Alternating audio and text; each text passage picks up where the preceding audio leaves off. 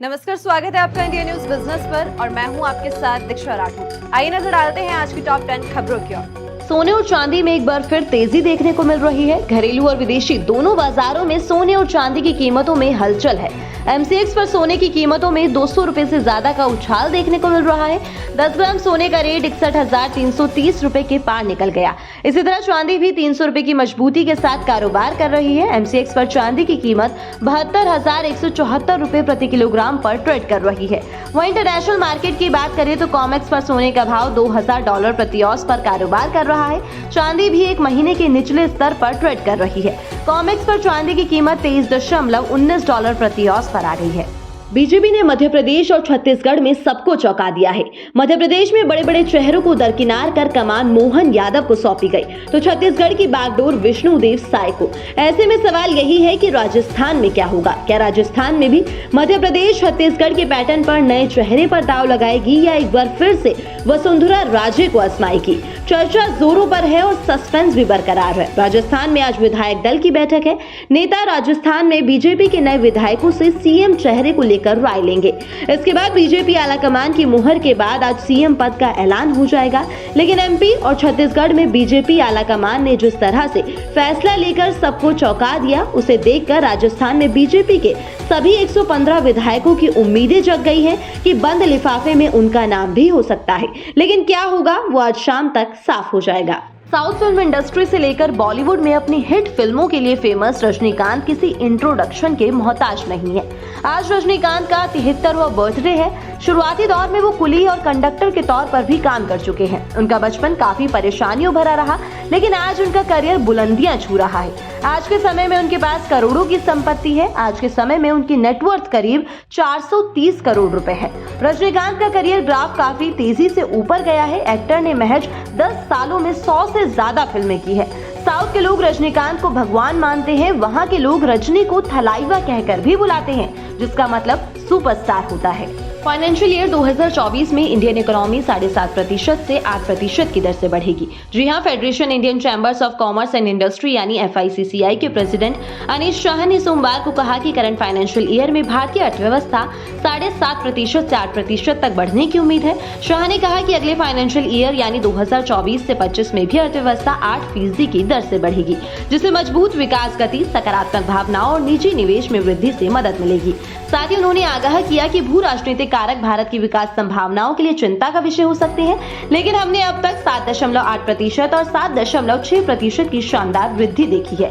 मुझे उम्मीद है कि ये जारी रहेगा, क्योंकि हमें मजबूत गति मिली है और कई कंपनियों को निवेश करते हुए क्षमताएं बढ़ाते हुए हम देख रहे हैं, जो महिंद्रा ग्रुप ने भी किया है। हमें उम्मीद है कि करंट फाइनेंशियल ईयर में विकास की गति 7.5% से 8% तक जारी रहेगी और अगले साल के लिए मैं 8% या उससे ज्यादा की उम्मीद करूंगा।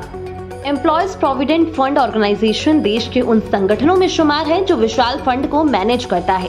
EPFO सैलरीड लोगों के बड़े हिस्से के रिटायरमेंट फंड को मैनेज करता है। इस फंड से ज्यादा कमाई सुनिश्चित करने के लिए EPFO कई जगहों पर इन्वेस्टमेंट भी करता है।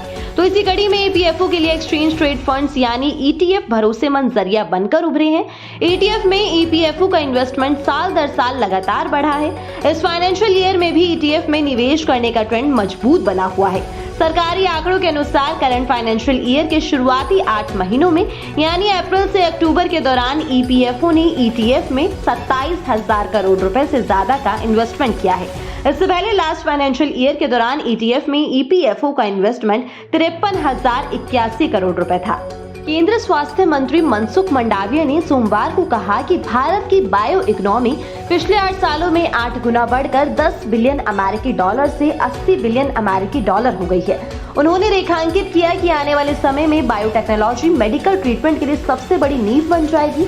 उन्होंने अहमदाबाद के विज्ञान भवन में आयोजित biotechnology the path of innovation and wellness for developed India कार्यक्रम को वर्चुअली संबोधित करते हुए कहा कि इंडियन बायोटेक इंडस्ट्री का मोटिव 2025 तक 150 बिलियन अमेरिकी डॉलर और 2030 तक 300 बिलियन अमेरिकी डॉलर तक बढ़ने का है।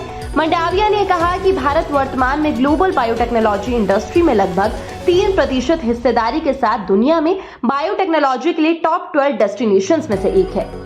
जवाहरलाल नेहरू यूनिवर्सिटी में एक बार फिर से नए नियम लागू करने के लिए आदेश जारी कर दिया गया है। इस नियम के बाद अब यहाँ के स्टूडेंट्स काफी परेशान हैं, क्योंकि नए नियमों के आने के बाद अब उनके पास धरना प्रदर्शन करने का कोई अधिकार नहीं है। जी हाँ, नियमों के मुताबिक यूनिवर्सिटी कैंपस में धरना देने पर छात्रों पर 20,000 का जुर्माना लगाया जाएगा। इसके अलावा अगर कोई राष्ट्र विरोधी नारे लगाएगा तो उस पर 10,000 रुपए का जुर्माना लगेगा। जो छात्र अपने हितों के लिए समय समय पर यूनिवर्सिटी में प्रदर्शन कर अपनी मांग उठाते थे, अब वो उन मांगों को नहीं उठा पाएंगे। बता दें कि मार्च महीने में भी जवाहरलाल नेहरू यूनिवर्सिटी में ये नियम लागू किया गया था, जिसमें परिसर में धरना देने पर छात्रों पर 20,000 रुपए का जुर्माना और हिंसा करने पर उनका दाखिला रद्द किया जा सकता था या 30,000 रुपए का जुर्माना लगाया जा सकता था। तब इस मामले को लेकर छात्र संगठनों ने काफी प्रदर्शन किया था। अच्छे ग्लोबल संकेतों के चलते शेयर बाजार में रिकॉर्ड तोड़ रैली जारी है। बाजार के प्रमुख इंडेक्स मंगलवार को नए ऑल टाइम हाई पर पहुंच गए। निफ्टी पहली बार 21,031 के लेवल पर पहुंचा। सेंसेक्स भी 70,000 के ऊपर पहुंच गया।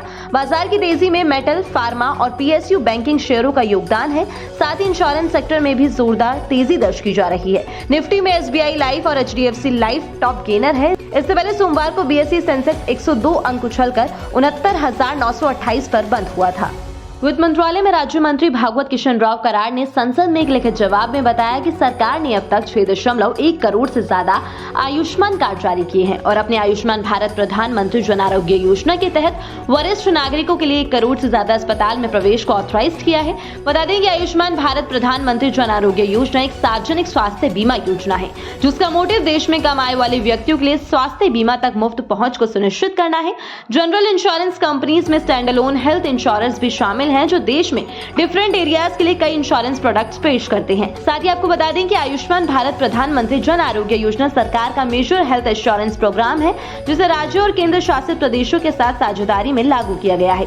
ये योजना 55 करोड़ व्यक्तियों वाले 12 करोड़ लाभार्थी परिवारों को सेकेंडरी और टेरिटरी केयर हॉस्पिटल में भर्ती के लिए पर फैमिली पर ईयर 5 लाख रुपए तक का हेल्थ कवरेज प्रदान करती है। आज बाजार हुआ लाल निशान पे बंद। निफ्टी 90.70 अंकों की कमजोरी के साथ 20,906 पर बंद हुआ, तो वहीं सेंसेक्स 377 पॉइंट्स की कमजोरी के साथ 69,551 पर जाके क्लोज हुआ। अगर आज के टॉप गेनर की बात की जाए तो आज एचडीएफसी लाइफ 5.18% की मजबूती के साथ आज का टॉप गेनर बना, तो वहीं बीपीसीएल 3.86 की कमजोरी के साथ आज का टॉप लूजर रहा।